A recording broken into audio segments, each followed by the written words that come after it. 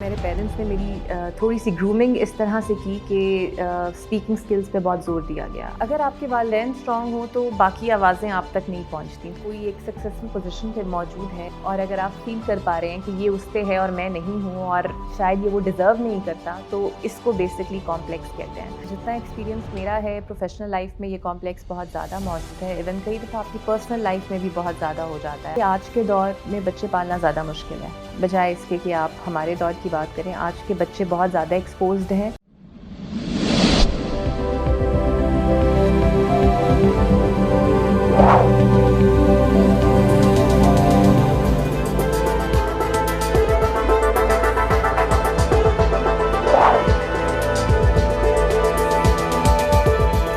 اعوذ باللہ من الشیطان الرجیم, بسم اللہ الرحمن الرحیم. السلام علیکم دوستو, حسن رضا آج ایک دفعہ پھر آپ کی خدمت میں حاضر ہے.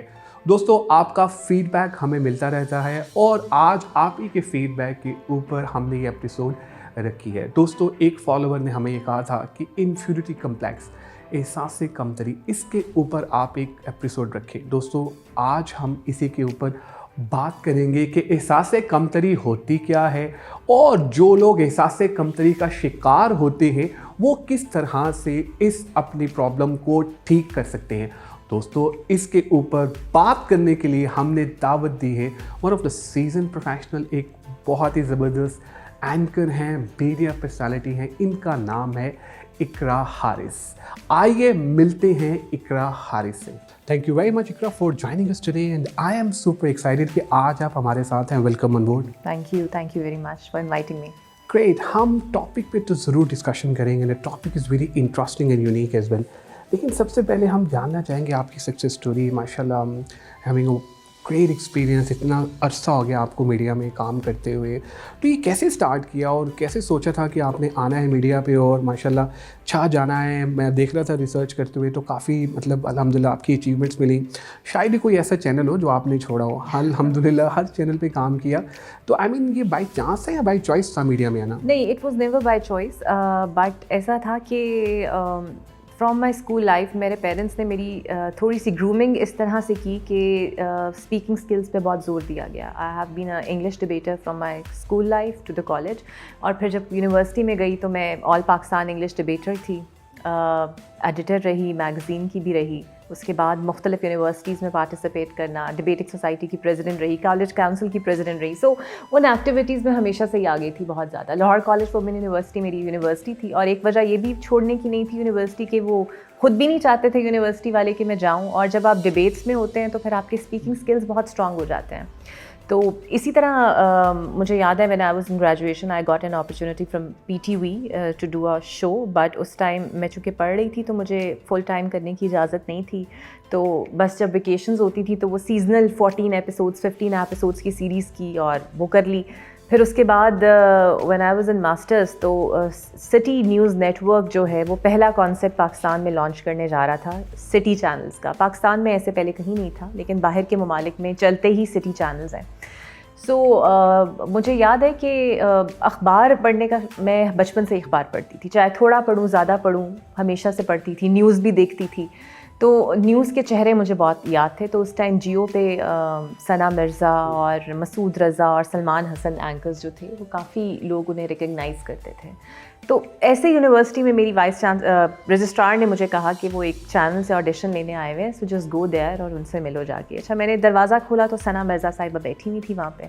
تو میرے لیے تو ثنا مرزا کو دیکھ کے کہ یہ ثنا مرزا ہے اور مجھے تو ان سے ملنا ہے. بہرحال میں وہاں پہ گئی, میں نے ان سے ملنے کے چکر میں آڈیشن میں نے دے دیا.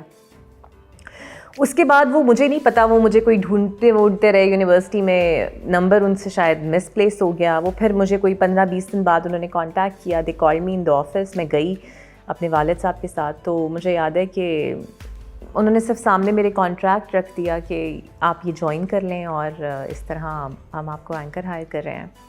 آئی سائنڈ, اور میں نے نیچے آ کے اپنے والد صاحب کو بتایا کہ میں نے جوائن کر لیا ہے. وہ بس پھر وہاں سے سفر شروع ہوا. لیکن نیوز اینکرنگ کی پھر جو صحیح ٹریننگ مجھے ملی, آئی واز ویری فارچونیٹ انف کہ آج کل سکھاتے لوگ بہت کم ہیں, لیکن اس ٹائم سٹی 42 میں جو ٹیم ہائر کی گئی تھی وہ ساری جیو کی ٹیم تھی. مسعود رضا تھے, سعود ظفر صاحب تھے, زاہد حسین صاحب تھے, بڑے بڑے نام ہیں نیوز انڈسٹری کے. کراچی سے یہ لوگ آئے ہوئے.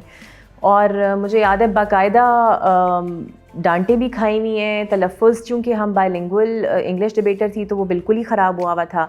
کانوں پہ ہیڈ فونس لگا کے وہ میرے بلیٹن سنتے تھے. سعود ظفر صاحب, مسعود صاحب, زاہد صاحب ڈائریکٹر نیوز ہوتے تھے. تو وہ باقاعدہ کوئی 6-7 مہینے کی پراپر ٹریننگ کے بعد میں ان کے چینل کی پہلی وہ اینکر تھی جو لانچ ہوئی. جب چینل لانچ کیا گیا so I was the face of the channel جو سب سے پہلے گیا. پھر وہاں کا 1.5 سال کا سفر رہا.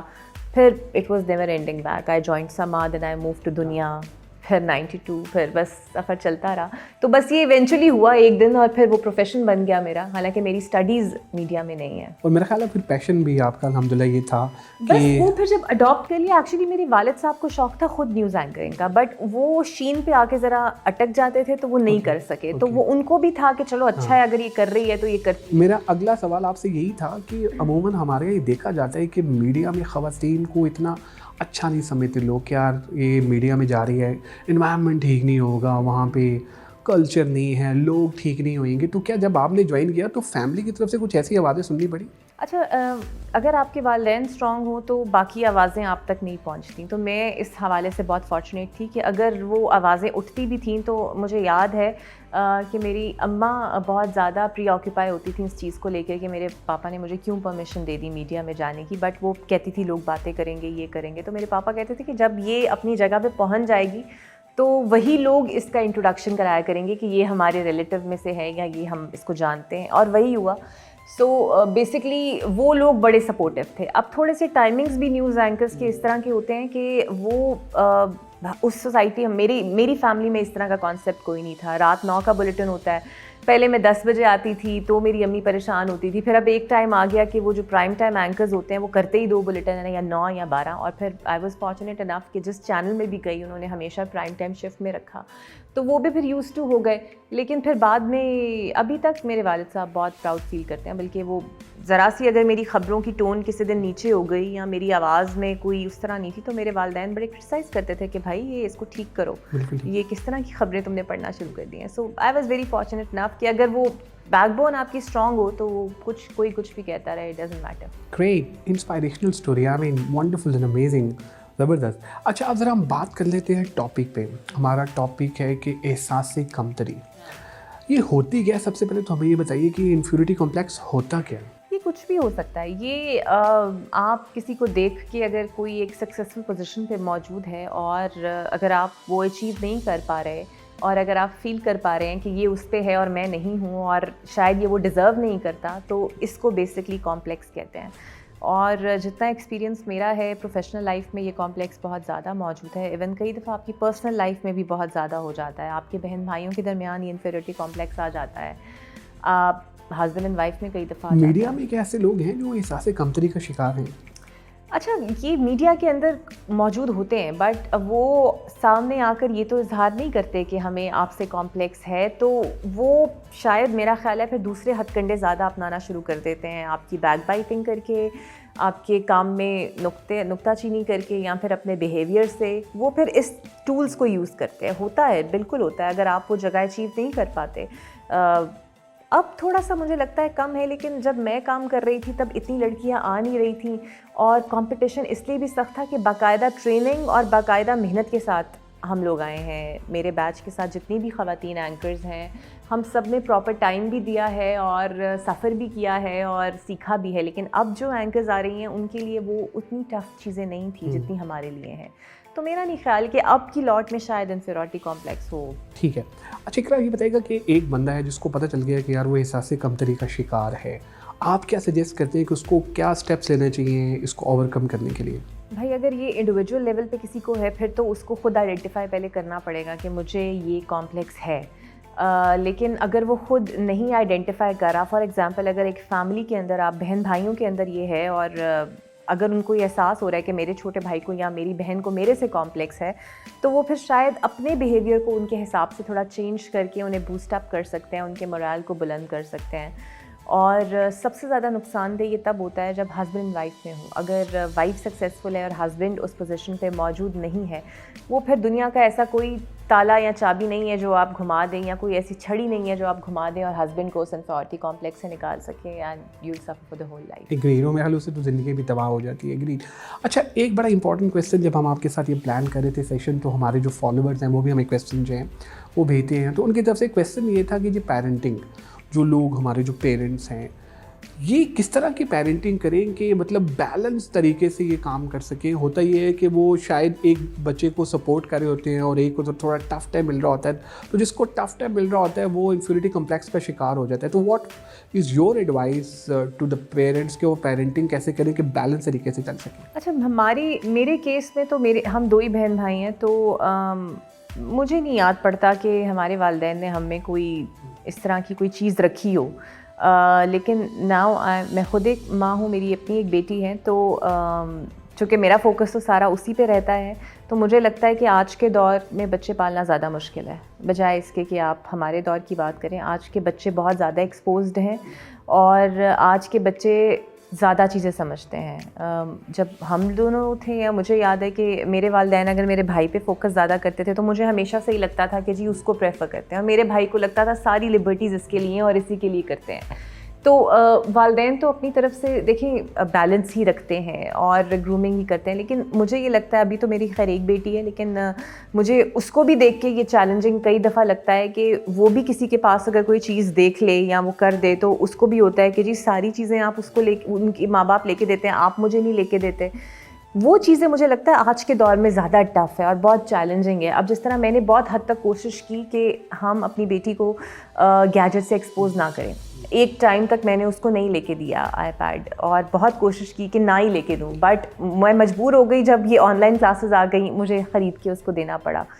تو مجھے لگتا ہے کہ وقت کے لحاظ سے ماں باپ کو اپنی تربیت بدلنی چاہیے, اور مولا علی کا بھی قول ہے کہ آپ اپنے بچے جو ہیں وہ ان کی ایج کے حساب سے پالیں, ان کے وقت کے لحاظ سے پالیں, نہ کہ اپنے وقت کے لحاظ سے پالیں. Agreed.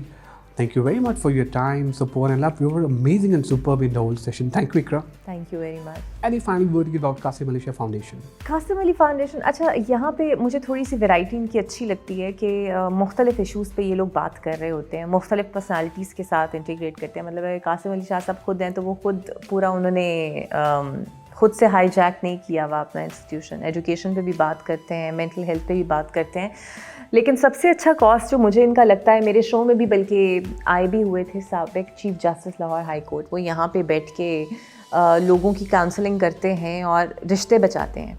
تو جب میں نے ان کا وہ کاز سنا اور میں نے دیکھا کہ وہ یہاں پہ آتے ہیں اور کتنے پینڈنگ کیسز جو ہیں ان کے پاس موجود ہیں, اور کس کھلے دل سے جو وہ کام کر رہے ہیں نا وہ, اور پھر قاسم علی شاہ صاحب فاؤنڈیشن کے ساتھ مل کے جو کر رہے ہیں, وہ میرے لیے بہت ایک یقین کریں بہت ہی اچھا ٹائم تھا. بلکہ جب میں انہیں انٹرویو کر رہی تھی تو مجھے لگا کہ شاید اس سے بہتر اور نیکی کا کام کوئی نہیں ہے. تو مجھے اچھا لگتا ہے کہ مختلف ڈائمینشنز میں یہ جو فاؤنڈیشن ہے کام کر رہا ہے. Agreed. اگین آپ کا بہت شکریہ, اور آئی وڈ ریکویسٹ کہ آگے بھی آپ آتے رہیں اور اس طرح ہمارے شو کو 4 چاند لگاتے رہیے گا. آپ لوگوں کا بھی بہت شکریہ آج کے ایپیسوڈ دیکھنے کا. آپ نے دیکھا کہ آج اقرا حارث ہمارے ساتھ تھی. It's a real time example. جو خواتین یہ سوچ رہی ہیں کہ وہ گھر میں ہی بیٹھی رہیں گی اور کام نہیں کر سکتی, اقرا حارث جو ہے وہ ایک بہت بڑی سکسیس سٹوری ہے. آج انہوں نے ہمیں یہ بھی بتایا کہ احساس سے کمتری ہوتی کیا ہے اور وہ آپ کس طرح سے اس کو اوور کم کر سکتے ہیں. اپنا فیڈ بیک ہم سے ضرور شیئر کیجیے گا تاکہ ہم بھی امپروو کر سکیں. دعا میں یاد رکھیے گا. Take care. Bye bye.